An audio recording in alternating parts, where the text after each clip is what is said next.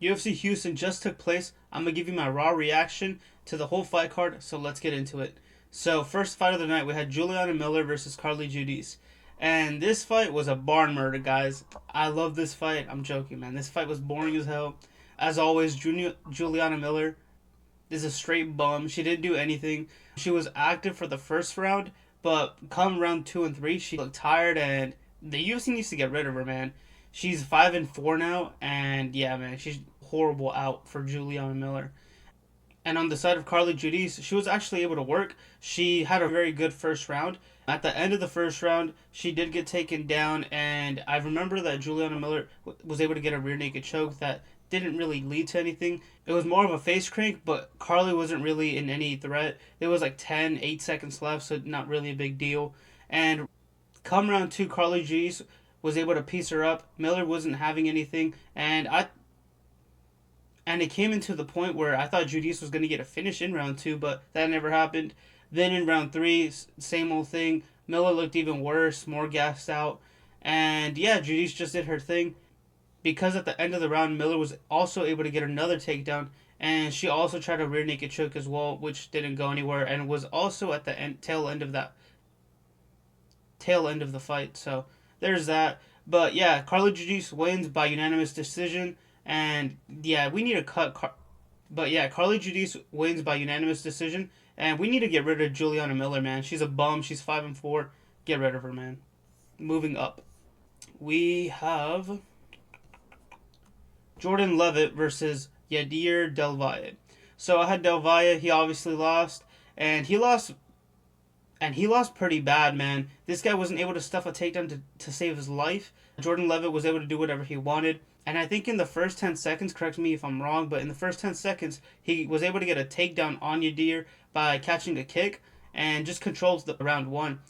Round 1, he won easily. He controlled him through some ground and pound and was looking for submissions. Round 2, a little bit of the same thing. He took down Avaya, and Avaya couldn't get up. He wasn't even trying to work up to his feet.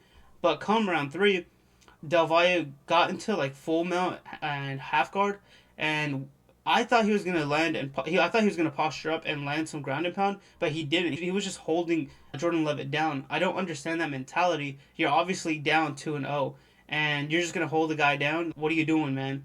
Especially since he was a favorite.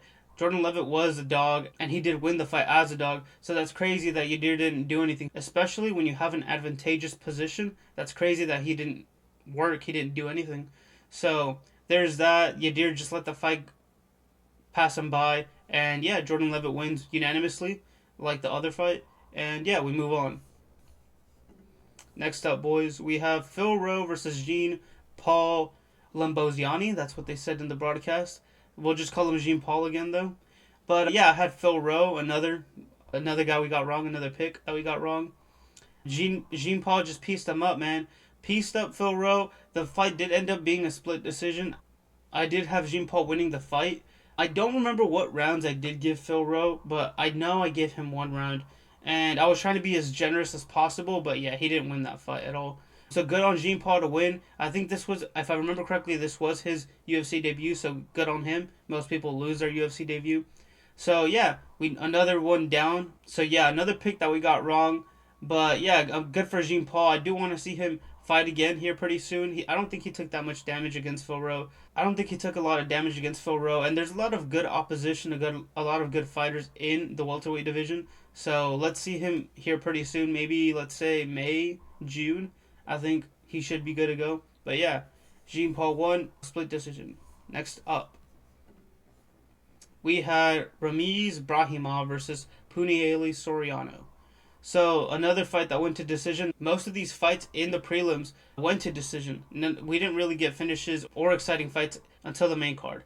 Yeah, but nonetheless, let's break down this fight. Ramiz Brahimov, this fight was a decision unanimously. I think that was crazy. At bare minimum, it was a split decision. It was a close fight. And I actually had Ramiz Brahimov. I thought he won the fight. I was surprised that Soriano won the fight. But yeah, so round 1, in my opinion, Brahimov definitely won round 1. And he won round 3. But round 1, Ramiz comes in and is outstriking Soriano. He's able to defend the takedown, move around, and is looking good. Soriano looks out of his element, and yeah, Brahimaj is able to win that round one like that. Come round two, Soriano looks a little tired. He knows that he lost round one, and he gives Brahima a little bit more pressure. And round two can be a pick 'em, just because of the pressure that he put against Brahima. But yeah, it was more of a striking match. Brahima started to mix up his grappling into the fight, and then come round three, whoever wins this round wins the fight, right? So they both come in striking heavy, and Brahima is able to mix it up, but then Soriano is able to get back on the feet, reverses it in the clinch, and is just holding him on the cage. And I don't think that's enough to. And holds him on the cage for a couple minutes. Then they separate, they brawl a little bit, and the fight's over, right? But just because he held Brahima on the fence for a minute and a half, 2 minutes, I don't think he wins the round just because of that. Brahima had the better exchanges. He had more significant strikes landed in round three. And yeah, I think because of those reasons, he should have won round three. And he should have won the fight generally. But the judges didn't see it that way. They gave it to Soriano. And yeah, Soriano won by unanimously, which caught me way off guard. So yeah, let's move on, boys. This was a brutal fight, man. Most of these WMMA fights don't lead to finishes, and Jocelyn Edwards got 2 finishes in this fight, which was crazy. But first off, we had Nora Cornell versus Jocelyn Edwards. So round one, Jocelyn Edwards is piecing up Nora Cornell, but Nora Cornell is a dog. We got to remember, she's a dog. She's coming in, she's eating those punches and throwing some of her own. She's obviously not having as much success as Jocelyn Edwards is, but she's landing, she's not giving up. So round one, I have to give to Jocelyn Edwards. Come round two, it's more of the same. Jocelyn Edwards is able to use her length as an advantage, piecing up Nora, getting out of anything that Nora does throw. Then she just starts mixing up her grappling. And this is where it got interesting because she started mixing up her grappling and was able to take down Nora. And she started landing some ground and pound. But sometime, I think it was like in the half of round two, she was able to sweep Nora Cornell, and she threw her on the ground, threw some ground and pound, and I thought there was some ground and pound, and I thought the ref was gonna stop it. And at one point, I thought she got like flash KO'd, but one of the other punches woke Nora up, and the ref said, "Go, keep going." So Jocelyn Edwards got like a. So Jocelyn Edwards started looking for a submission, and that's how the fight ended. She ended the fight by submission, and that's crazy. She KO'd Nora and submitted her. So you don't see that. You don't see a finish that often, especially 2 finishes. That's crazy. But good on Jocelyn Edwards and Nora Cornell. I think they're gonna cut her. She's on a losing streak now, and she's not really that good. She hasn't shown improvement. So yeah, good on Jocelyn Edwards. Moving up, we have Alden Correa versus Louis Gurule. Now this fight was a unanimous for Alden Correa, and Alden Correa was just piecing up Louis Gurule. Gurule couldn't get his rhythm. Couldn't get his rhythm because Alden kept on taking him down and was never in one place. He kept on moving around, circling the cage, and had good movement. And that was most of the fight from rounds 1 to what Alden was able to do in rounds 1 and 2. But come round 3, Gurule knew he was down and started putting him the pressure. He was looking for that KO, and he wasn't, obviously he didn't get it. He wasn't able to get it. But he did show that he wanted that win. But he couldn't get it. He wasn't able to land anything. And I think Alden Correa was just one step ahead. He was making all the reads against Gurule, and Gurule wasn't able to match that. So Alden Correa wins by unanimous decision. Next up, we have Ode Osborne versus Alibi. Now, I had Alibi. He did win the fight. Good for him. Some of the moments did have me a little nervous because Ode Osborne didn't gas out. And he did rock Alibi in round 1 and round 3. Definitely in round 3. I think it was round 1, though, as well. But round 3, he definitely wobbled a little bit. Alibi stumbled. But yeah, this round, they both came out heavy striking. Alibi didn't use his grappling that much. Most of his grappling was just being used in round 3. But yeah, this was more of a striking fight. Alibi did rock Ode in round 1, like I said. And I thought he was going to be able to get a finish in round 1, but he didn't. He did look for it, though. It shows that he wanted that it shows that he did want to end the fight. So good on him. Come round 2, a little bit more competitive, but still Olivi won round 2. And then come round 3, it was competitive until the last 2 minutes. That's when Ode was able to rock, and he looked for the finish, but that's when Olivi wanted to wrestle because he knew that he had the fight in the bag. So that shows really good IQ from Olivi, and yeah, he won the fight unanimously. That's what I thought too, and yeah, good for him. Ode Osborne, I don't know. They could keep him. I'm not a big fan of him. I don't really care about him. They could keep him. He can keep fighting some up and comers, whatever. And Olivi, he's not really there yet. I would like to see him soon. He did get rocked, so we'll see. But yeah, good on Olivi to win. Next up, I think this was the main event of the prelims. Yes, it was. All right. Next up, we had Chidi Njokuani versus Carlos Leal. Now, this fight was a banger. This fight was really good. I don't know how it went to decision. That's really crazy to me. But yeah, we had Chidi, and he lost. Carlos Leal won. And I thought Chidi's length and kicks would be able to stop Carlos Leal, but it wasn't enough. Chidi did drop out with a couple leg kicks, like maybe 2 or 3 times, but it wasn't enough. Carlos kept on coming, biting down on the mouthpiece and just throwing, man. And he rocked Chidi like twice. I think he dropped him in round 2, and he definitely rocked him in round 3. But yeah, this was an easy fight to score. Carlos Leal definitely won. And yeah, he won by just putting on the pressure. Chidi couldn't handle that. It was very noticeable. Every time they were in the pocket, Chidi was throwing leg kicks and like trying to do head kicks. I don't understand that you're in the pocket. Why are you throwing body kicks and leg kicks? That doesn't make sense. But it is what it is. Chidi doesn't really have hands. He's more of a Muay Thai guy, so he relies on his kicks and that distance, and Lau was never going to give that to him. So good on Lau for winning that fight, and good on him to know to bring on that pressure and defeat Chidi like that, because Chidi is dangerous. So yeah, Carlos Lau wins by unanimous decision. Alright, boys.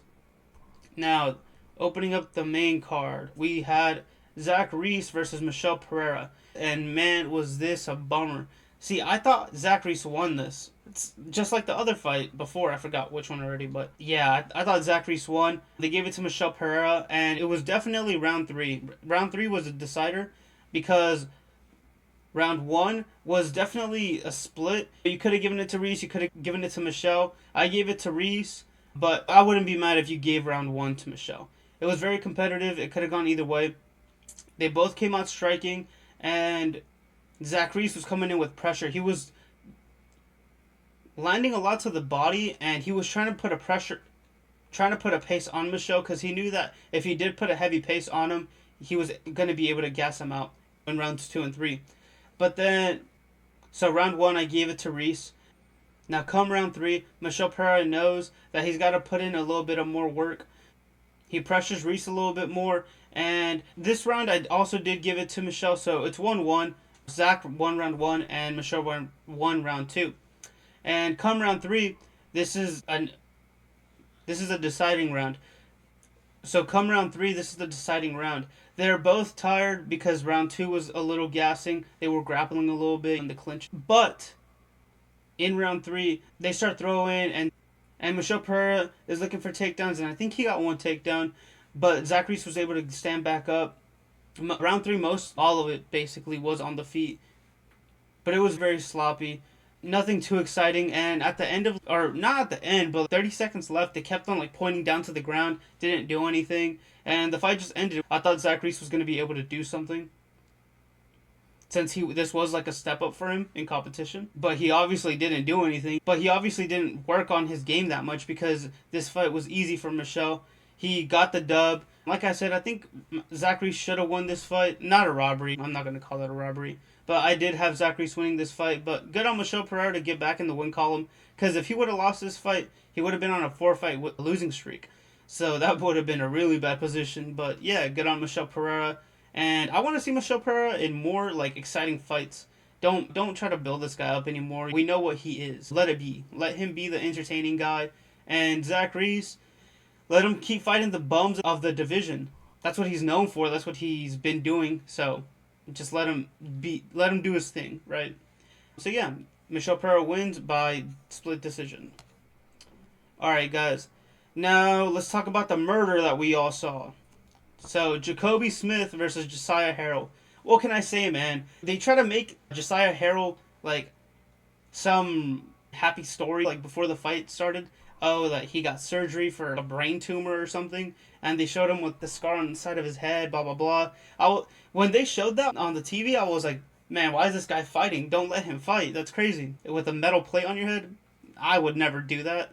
If I was a fighter and I had a tumor in my head and they did a brain surgery and they put a metal plate in my head, I would not be fighting, man. I'd retire. But whatever. That's crazy. So this fight starts, and they're both striking. They're both striking, looking for that finish. And I think it was Jacoby that initiated the clinch, and they started clinching for a little bit, disengaged, fighting again. And in one of the clinches, Josiah was looking for a takedown, and he did get it momentarily, but then Jacoby was able to reverse it, got like side control, and was able to get a crucifix at the same time. I don't know how he did that, but he got a crucifix and started landing nasty elbows.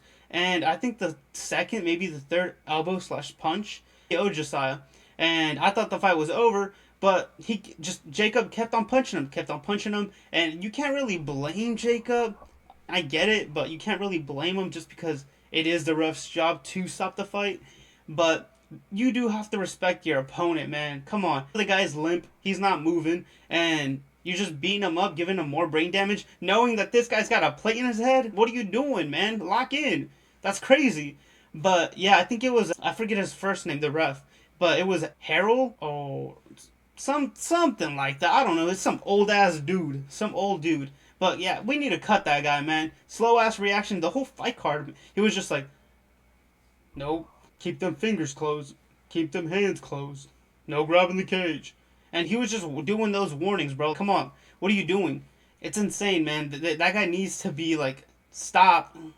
That guy needs to have his license for reffing revoked. That's insane. He let a guy with a plate in his head get bashed his head in, bro. That's crazy. And Jacoby, I just wish he had more respect for his opponent, man. Like I said, you can't really blame him because it is a ref's job. But to a certain extent, have some respect, man. That guy's limp. Leave him be. But, yeah. Jacoby Smith wins by KO in round 1. Good for him. Next up, we have Sergey Spivak versus Ante Delia. Now, I had Ante Delia, and overall, in this whole card, I did horrendous, man. I did pretty bad, so there's that. But, yeah, Sergey Spivak versus Ante Delia.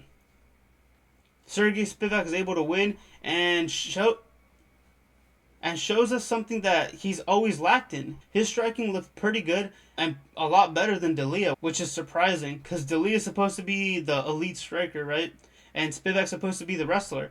Spivak never really looked for the takedown. He was playing with it, but wasn't really looking to finish it. But yeah, he was just trying to do that to keep Delia thinking, and that's pretty smart, man. That's pretty smart.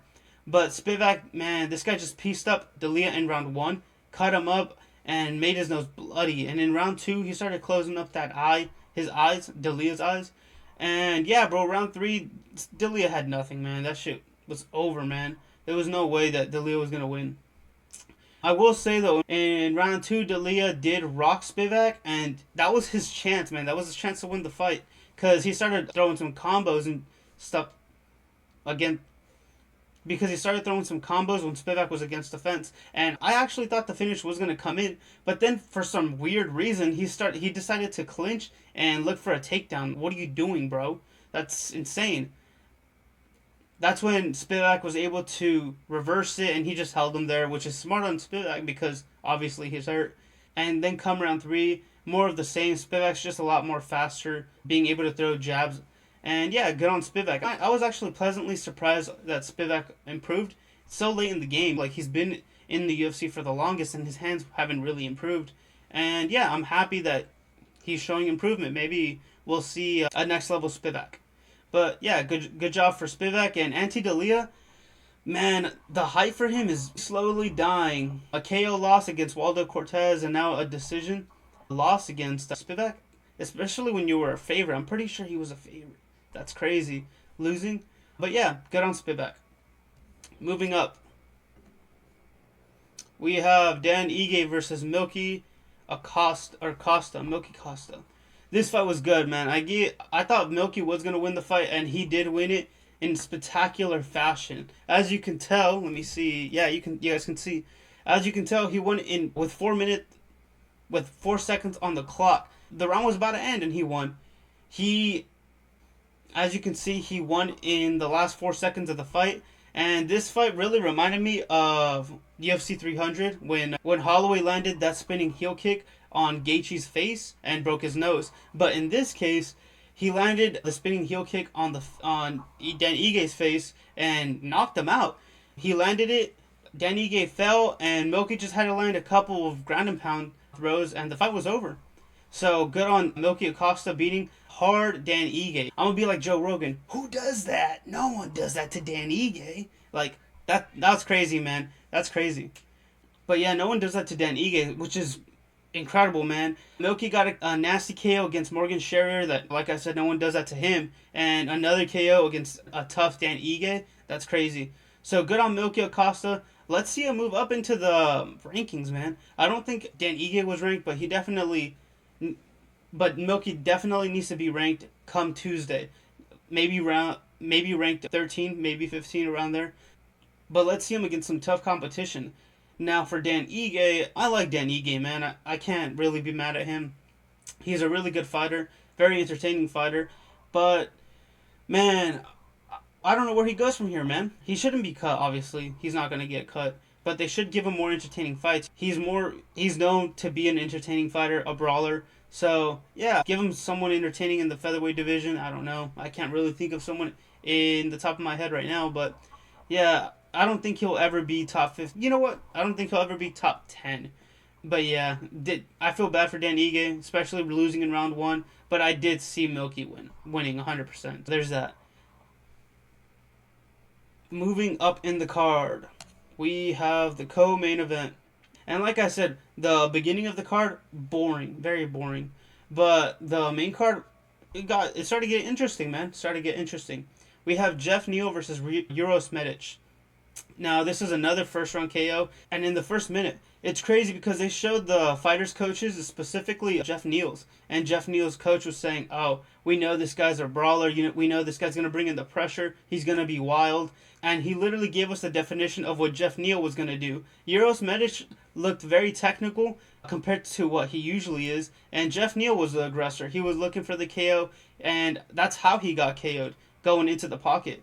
But yeah, Jeff Neal looked wild in there. I don't know what the game plan was exactly, but yeah, good on Uros Medic. He was able to dodge anything that Jeff Neal was throwing and got a nasty overhand. Maybe it was a hook. I don't remember correctly. And the craziest part, guys, was that it didn't even land flush. It just like skinned him, man. It skinned Jeff Neal's temple, which was crazy because I was like, if it landed flush, I want to see the damage of how bad Neal would be. Would he be like Bryce Mitchell against Emmett, all twitching on the ground? Holy shit, that was crazy. That it just skinned him and he just T-posed like in the video game. That's crazy. But yeah, good on Uros Medic. I don't think he's going to go any further than maybe like top 10 because he's very hittable. His chin's not there. But yeah, good on him. I think Jeff Neal was like ranked 12 or 13. So come Tuesday, Uros is going to take that position. But he's not going to, I don't think he'll move up to anything ranked 8 or higher. I don't think he'll be there. I'll be very surprised if he does move up. But good on him to get this KO, and it was a crazy KO. Good on him. Alright, boys. Now, the main event of the evening. We have Sean Strickland versus Anthony Hernandez.